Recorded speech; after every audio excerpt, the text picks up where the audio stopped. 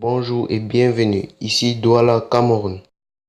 Quartier Koto à Douala, ce samedi après-midi.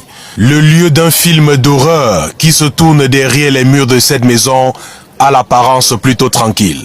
La forte présence des forces de sécurité donne à croire qu'un assaut se prépare à être lancé pour déloger des terroristes que non. Dans cette bâtisse se trouvent 2 corps sans vie.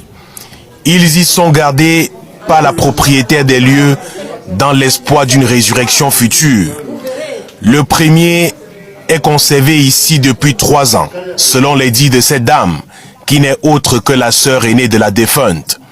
Dorothée Ngobondje serait donc décédée le 25 mars 2016 et la dépouille est restée gardée dans un coin bien aménagé du salon de la maison. Le deuxième décès, celui de la mère, la nommée Ngotom Marguerite, âgée d'environ 70 ans, est survenue il y a 8 jours. Et comme pour le premier cas, Madame Ngobondje, épouse Emale Henriette, décide de conserver le cadavre dans une pièce de la maison où elle a pris soin de déverser des oignons pour atténuer des odeurs de décomposition. Et voici l'homme par qui le scandale a finalement été révélé au public. Il n'est autre que le fils de la première victime. Selon ses dires, à la mort de sa maman, il ne se trouvait pas au Cameroun. C'est à son retour, il y a plus d'1 an qu'il découvre la pratique. Indigné, il tente de dénoncer sa tante, mais il est dissuadé dans son élan par des membres de sa famille qui eux aussi croient à une résurrection. C'est après le décès de sa grand-mère, il y a quelques jours, qu'outré, il décide de tout balancer. Le quartier est donc pris d'assaut. Curieux, voisins, autorités administratives sont venus témoigner de l'horreur.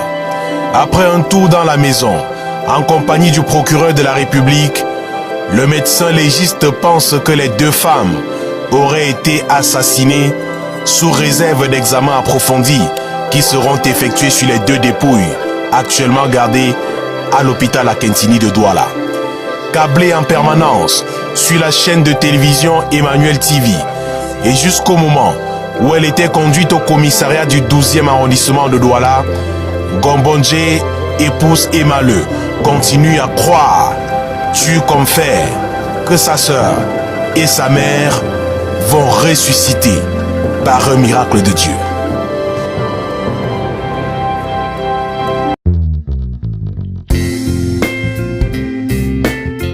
N'oubliez pas de vous abonner pour ne pas rater nos prochaines vidéos.